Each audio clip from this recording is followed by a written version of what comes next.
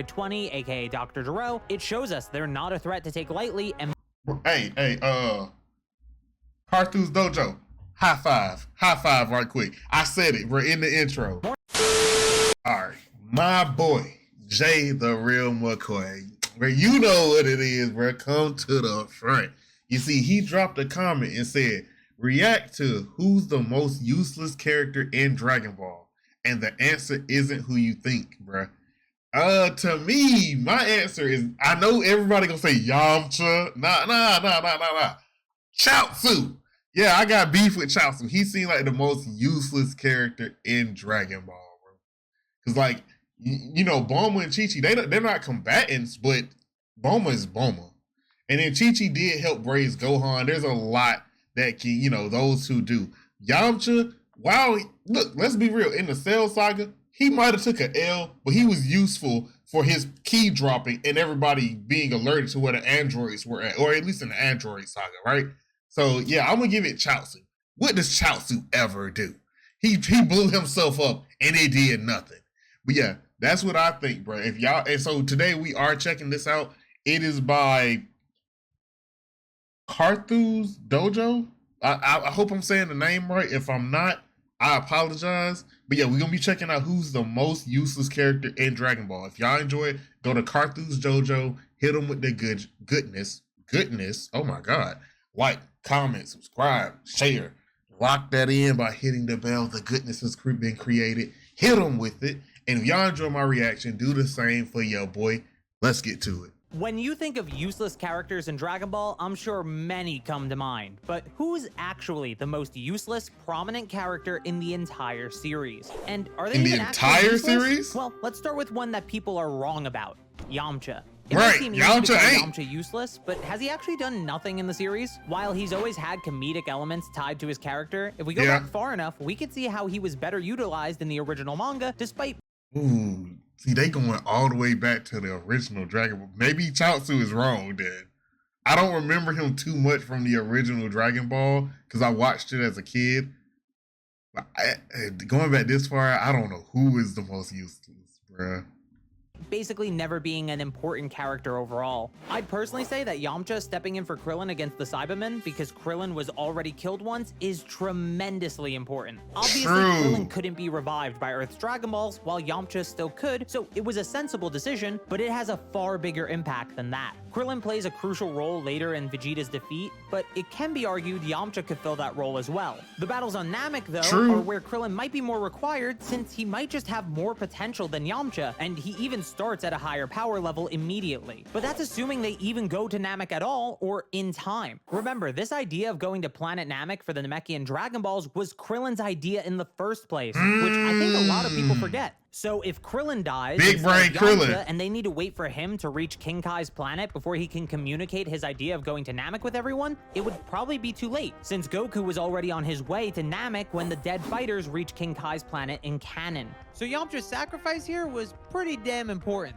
Something Yamcha has always been used. Okay. Look, he knows the lore, bro. He knows it better than I do, and I love Dragon Ball, bro. For is showing how powerful the next you got it, big dog. Talk to me. When he falls to Android 20, aka Dr. Gero, it shows us they're not a threat to take lightly. And Carthus Dojo, high five right quick. I said it, we're in the intro. More importantly, he discovers their energy absorption ability, though he seems to doubt it when Goku fights Android 19, so I guess it's not the most important thing. In original Dragon Ball, Yamcha also shows how strong new foes are, specifically in the Tenkaichi Budokai, where he often loses to the tournament's winner, or in the case of the 23rd, he's the one to reveal that Shen was Kami in disguise to Goku, because he made him fight seriously. Yamcha is also the one to figure out that cutting off Goku's tail would be the best way to stop his Ozaru rampage, which might have led to a far worse outcome if it wasn't stopped as quickly as it was.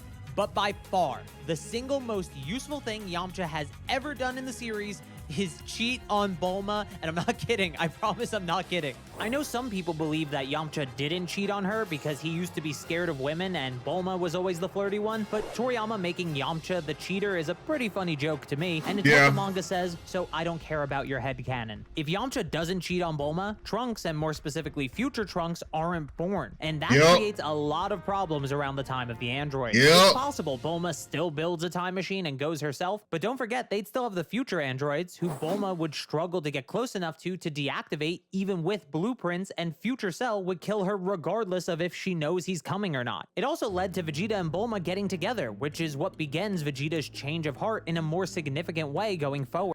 Look, people rag on Yamcha, but Dragon Ball and Dragon Ball Z ain't Dragon Ball Z without him, bruh. High key, Yamcha looking more useful, and y'all know it's just a joke, but he looking more useful than Sakura, bruh.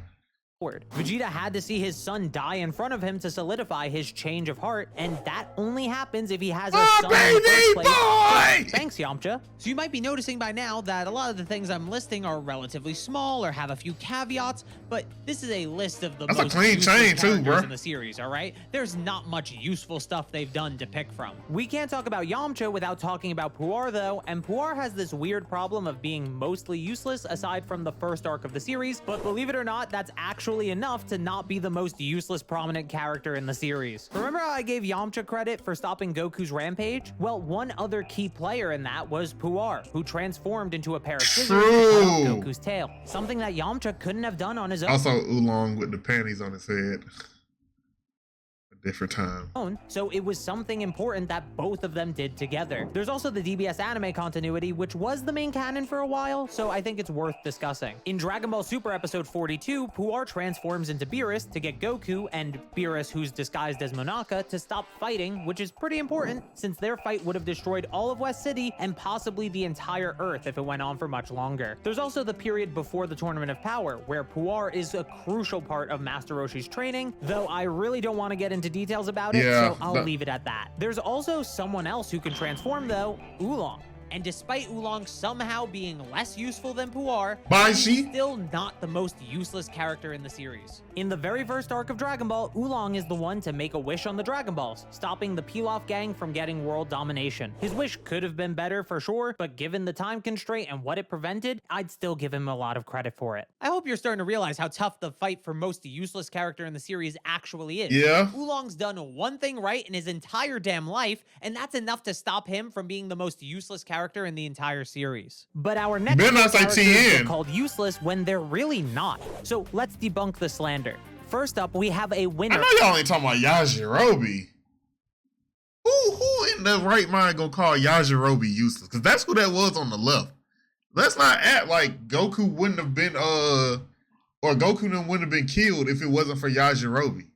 He's goated. Y'all leave him alone. Of the Tenkaichi Budokai. Y'all leave Bean Daddy alone. You see, Tenshinhan, especially in Dragon Ball Super, hasn't been given much time to really shine. And because of that, there's a lot of people chirping on Twitter about his usefulness. In the manga, recency bias. Recency bias if y'all think TN is useless. He gets knocked out of the Tournament of Power extremely easily and early. And in the anime, he takes out a sniper character that apparently no one else could handle, but he also does it in the dumbest way possible, and he can't even handle a mind-controlled Master Roshi on his own. That's a character he was supposed to have far surpassed years ago at this point, by the way. Even in original Dragon Ball, Tenshinhan's win at the World Tournament is technically due to luck more than anything else, and he loses to an underling of King Piccolo, not even getting a chance to fight the Demon King on his own. I get it, that feels pretty useless, but he does kill a Cyberman without dying, something that even Yamcha can't say, and in the Cell Saga, he stalls Cell for a while, buying time for Vegeta and Trunks to finish their training and Android 18 to potentially escape. The point isn't if things work out, he was as useful as he could be in that moment,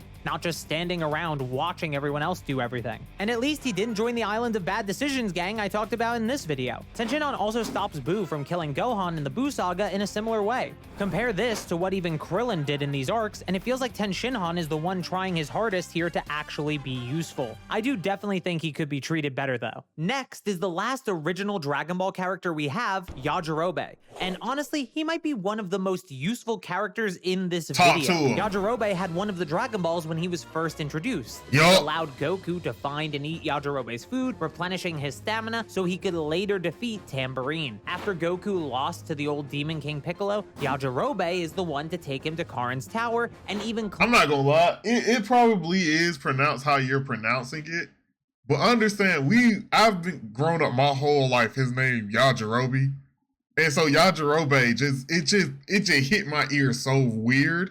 I'm not criticizing you, I'm just saying we've experienced two different, pronunciations throughout our lives. Climbs the tower with Goku on his back to get Goku to the top. After climbing the tower just this once, Yajirobe became pretty much the default Senzu delivery guy, at least for a little bit, but all of this might be superseded by Yajirobe being a crucial part in chasing Vegeta off of Earth. You see, Ozaru Vegeta was likely going to win the fight, so without Yajirobe heroically cutting off his tail when Krillin failed to, the Earth would have suffered an even worse fate than from Demon King Piccolo. The third character that gets slandered for absolutely no reason is clearly Mr. Satan. I even made a whole Boo and Videl video about him already, so you can check that out for more details. But he was crucial in stopping Cell when he bravely throws Android 16's head to Gohan despite still not understanding what's actually going on and ultimately triggering Gohan's transformation without requiring the deaths of other Z fighters to the Cell Juniors. He's also a massive help in the fight against Boo by not only stalling Boo by befriending him, which likely gave Goten and Trunks more time to learn fusion, but also using his influence as a celebrity to get the people of Earth to donate their key to the Spirit Bomb, directly turning his clout into power and being crucial in the killing of Boo. How many other influencers could do that, bruh? Like, look, Kai, Speed, Aiden, all of them, bruh. Can they do that? Nah. Hercule, because I ain't calling him Mr. Satan. Hercule is in a league of his own, bruh. Final character that gets called useless is actually technically two characters, but is sometimes one character, so I'm treating them as one character for the sake of this video. Kai? Supreme Kai, yep. Kibito, and Kibito Kai. While I agree Supreme Kai and Kibito are not well educated on their position or even the things they choose to get involved with, they are useful. Shin was able to kill Bibidi 5 million years before the series began, stopping Boo's universal rampage and saving the Earth from being destroyed as it was Boo's next target. In the future timeline, he trains Trunks with the Z-Sword and sacrifices his life to stop Boo's resurrection early. While in the present timeline, he warns the Z-Fighters of Boo, giving them a chance to handle or prepare for the threat, he trains Gohan to beat Boo, which inadvertently leads to Gohan getting the ultimate form. This video is 2 weeks old, so Daima could put Daima in this on the tail end, because he did at least tell them how he told them how to get their bodies back. That is not too much of a spoiler if you are not watching Daima, but he's useful in Daima. He's not very useful, but he's useful to a certain extent. He saves Goku and Vegeta from Earth's destruction, which is needed for the Spirit Bomb plan to even be made. And he even teleports to New Namek so they could use their Dragon Balls to restore the Earth and everyone on it. With just his efforts in the Buu Saga alone, he's done more than enough to prove that he's not useless. Chiaotzu. He also did something in the Dragon Ball Super manga, which I'm sure some of you will still consider spoilers, so skip to this timestamp here if you want to avoid it. At the end of the Moro arc, Meris is spared from erasure by the Grand Priest because Supreme Kai begged for it. While this hasn't paid off yet, I've speculated in my video on the potential next Tournament of Power that Meris could easily be on Team Universe 7, not to mention other future roles. I've seen that video pop up. I didn't know I would be watching pretty much a sibling to it. He may have in the story, which leaves us with the single most useless prominent character in the entire series. Chiaotzu. Super Saiyan 3 Goku. I'm kidding, it's Chiaotzu. It's clearly Chiaotzu. It's obviously... Wait, talk to me nice. Talk to me nice. I knew it was Chiaotzu little ass. Bro, he is so useless. His biggest moment, and he just scared Nappa. He didn't turn Nappa into a ghost Nappa. He just scared him. He got him a little dirty with some ash on his back. I knew it was Chiaotzu. Hey, yo, Jay, the real McCoy, you say it might not be who I think, but I think I hit the nail on the head with that one.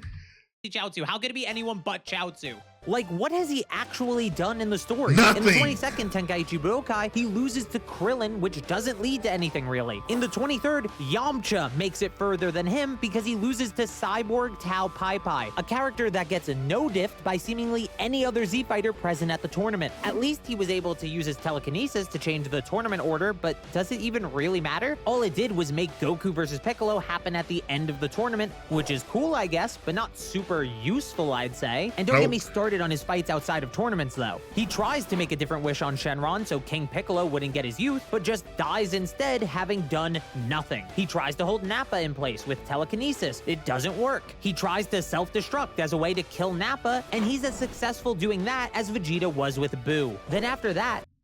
Don't disrespect the GOAT. Hold on. Because you're right. They were not successful. But he did at least scatter Buu all over the place. Nappa stood there like this and then was like, sucks to suck, doesn't it? I think he just retired because where is he? They bring him back to life with the Namekian Dragon Balls for him to show up and realistically do nothing against Mecha Frieza and King Cold. Then he just stops showing up. Piccolo basically tells everyone present if you can't handle being stronger than Frieza and King Cold, don't bother showing up in 3 years for the androids. And the only character with this warning to not show up after training is Chiaotzu. You might think there's a different reason, but nope, it's explicitly because he's just not built for this shit anymore. A child and even Yamcha are more prepared for this threat than Chiaotzu, someone who's probably a more seasoned and trained martial artist than both of them. Chiaotzu doesn't show up to the Cell games at all, and I think he makes like 2 appearances in the Buu Saga, neither during a fight. He doesn't even go to the tournament at the beginning of the arc. But all of that is just the icing on the cake, because the reason I made this video was someone telling me that Chiaotzu and Goku have never spoken to each other in the original manga. While I can't speak... Is that... No, that's not possible, right? For Dragon Ball Super or even filler scenes in the anime, I can say this fact is only kinda true. As far as I could find, Goku says via telepathy, through King Kai, through Yamcha, to Chiaotzu, in the afterlife, congrats on him getting a new body after pointlessly blowing it up in the fight with the Saiyans. The main character has spoken to him once, and it was with like 3 degrees of separation from another realm of the universe. This is 4 arcs after Chiaotzu was introduced to the story, by the way. So I hope it's clear now, but Chiaotzu is without a doubt the most useless, prominent character in the entire Dragon Ball series. I knew it. It isn't even close. So make sure to subscribe if you haven't yet, and thank you so very much for watching. Hey, I knew it. I love when I'm right, bro. I love when, and before anybody ever say, oh, there's that, bruh. I didn't watch this. I promise you. I'll go get a Bible every time. I promise you. Why would I be disingenuous? But, ooh, it feels good to be right, dog. It feels so good. I knew it was Chiaotzu. I didn't even know all the other stuff. You died making a wish? You just gotta say words. But unless Light Yagami got a death note with your name in it, you can say words. Even if you get killed, it's Dragon Ball. You die slow. Except for you when you blow yourself up. Goodbye, Tien. Boom. What? I knew it, bruh. And like, I want to say, bruh, don't put too much hate on Chiaotzu, but ain't he a grown ass man too? Who just look like, how old is Chiaotzu? Because Goku met Chiaotzu when Goku was a kid. If I'm not mistaken, Goku is in his like, isn't Goku in his 40s now? Hold on, we about to see. Goku age.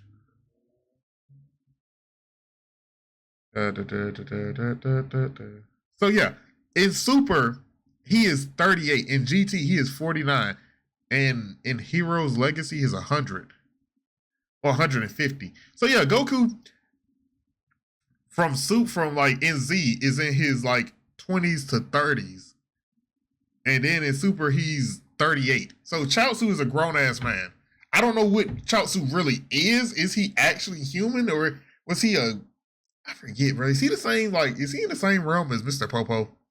Because Mr. Popo is even useless. I mean, the whole time chamber and all that. But yeah, I knew it was Chiaotzu, bro. I knew it. Yeah, he's useless. Get him out of here. Feels good to be right. Jay the Real McCoy, thank you for validating my thoughts too, bro. I enjoy it. Another goated video from one of the goated ones. If y'all enjoyed this, this is called Carthu's Dojo. If I'm saying it wrong, I apologize. Hit them with the goodness. Like, comment, subscribe, share, lock it in by hitting the bell. That is the goodness. Hit them with it. And if y'all enjoyed my reaction, please do the same for your boy. This is your boy Reggie Wolf. I am signing out. Peace. Fucking Chiaotzu.